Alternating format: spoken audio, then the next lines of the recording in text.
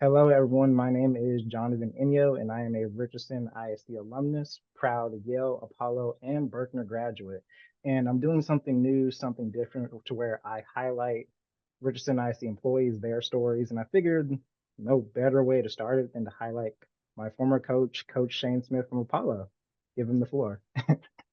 It's an honor. I appreciate you doing this. But yeah, it's happy to do this. I know we've been doing like I want to say we've been kind of talking about this for like maybe like a year or something like that, kind of Yes, floating this idea around. So I'm happy to that we're finally able to do this and kind of highlight that story of yours. And I got to showcase the shirt for the people too. So found this in my closet. It says Panther Nation 2012, 2013. For the young people watching, yes, that dates me a little bit, but hey, hey. And also this is how we dominate a district. That's how we do things at Apollo. So just look out for us in the future. And so yeah. that was an extremely special year.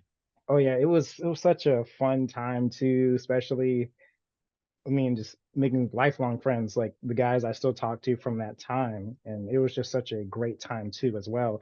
So the first thing that I want to ask you is how did you decide that you wanted to become a coach?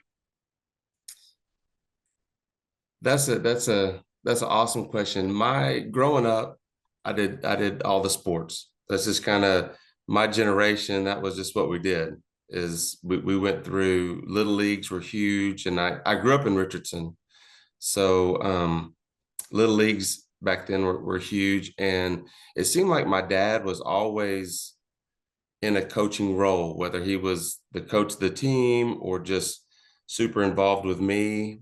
And I saw the impact that he had, not only on the court or on the field, but you know, in the everyday life of the kids that he coached. He took that role of you know if somebody wasn't able to get shoes or something like that. My dad just under the radar, no spotlight, got it handled. And I saw the impact he had on kids, and that was kind of addicting to me. I saw it, and that's what sparked it. What qualities think make a great coach as far as the qualities and the things you think that a great coach would have? I'll give another Richardson coach some props. Coach Mark Malcolm. I got to coach under him, against him, with him, and he really taught me that it's okay to tell kids that you love them. Show kids that you love them. And after I started doing that, man, success just took off because when kids really trust you and they know that you've got their back and you've got their best interests, they're going to perform better for you. And then I feel like that makes the coach perform better.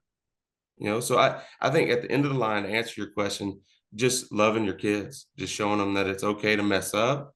It's, Hmm. them making a mistake doesn't change how you feel about them, and, going from there.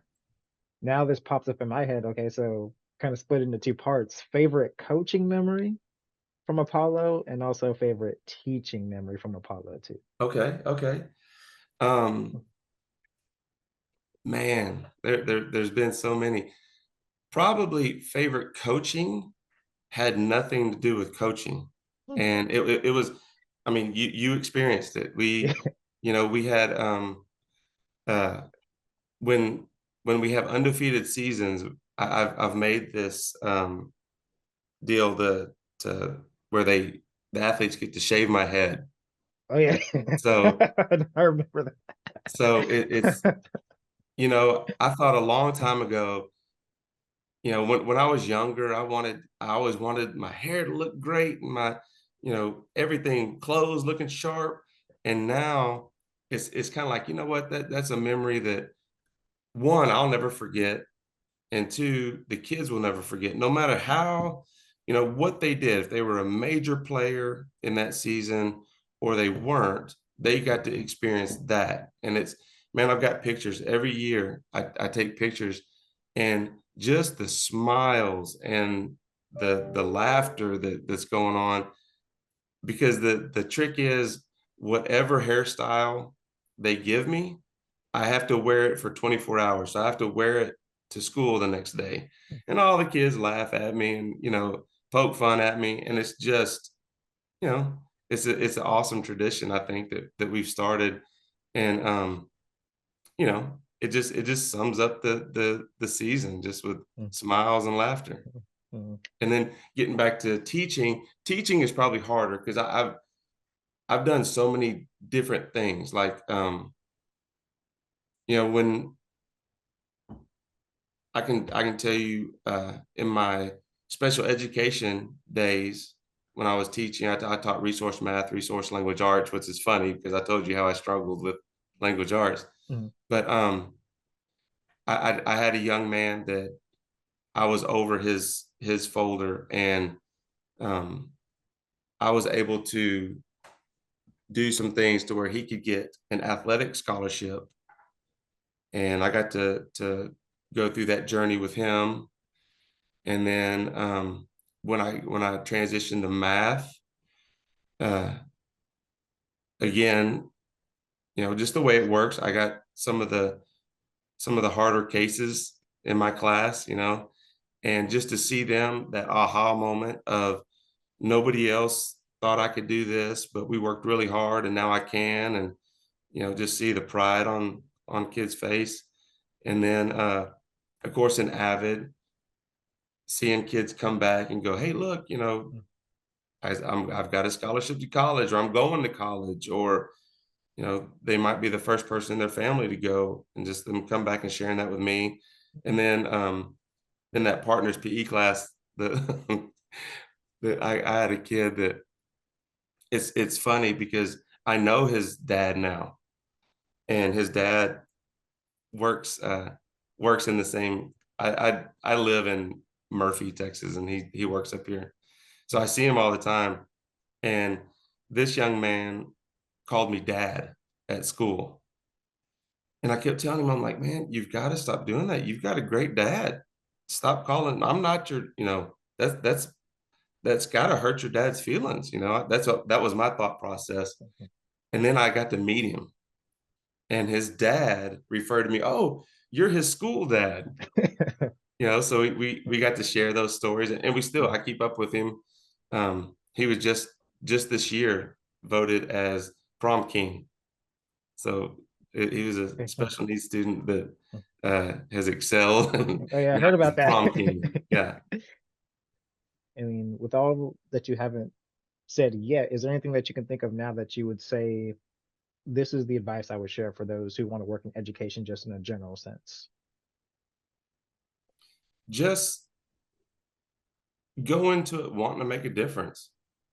Go into it wanting to. You're not going to reach every kid. You're not going to. But just know, there's going to be a handful of those kids that hang on every word you say. So just, you know, have that in mind and just go in there ready to take on challenges because you're going to take them on, you know, and have an answer. Mm. And I think what I can just gather from everything you've said, it's about really about just having that go-getter mentality and just kind of developing that. And I think especially with kids now, it's just really about having a community and being able to know, okay, there's an adult who I can look up to, because you amongst many other people too, especially those some who still work in the district who I look up to, and the words that they said 10 or 15, 7, 8 years ago still hold on to those words even to this day. And it's always in the, like I said, in those little moments where it pops up too. And it's kind of also, probably also say that kind of like evolution process too. You become the people who you kind of raise you in a sense going. So I kind of see that That's now as far as like like the things like where like how I deal with friends, relationships, like I'm turning into like kind of like that mentor in a sense. And it's like a natural process that I've realized.